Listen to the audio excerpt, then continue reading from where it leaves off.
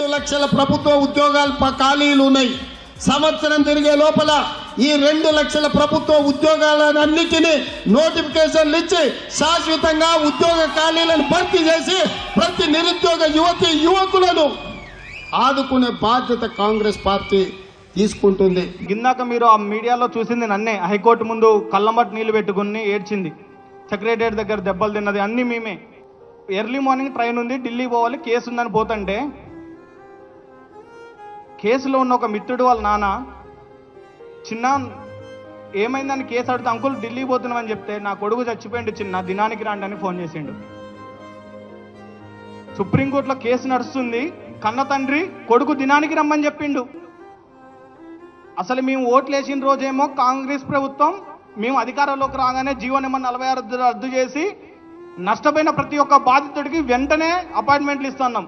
Congress party ఆ రోజు మమ్మల్ని అందరినీ టాస్క్ ఫోర్స్తోనే ఎత్తుకొని వచ్చిపోయారు అనమాట. ఇలాంటి సంఘటనలు చాలా ఉన్నాయి. అసలు ఎందుకు ఓటేసామా అనే ఇప్పుడు నేను ఫోన్ చేసి అడిగిన అనుకో, ఎందుకు ఓటేసారు, మీరే కదా ఎన్నుకున్న ప్రభుత్వాన్ని మాట్లాడుతున్నారు.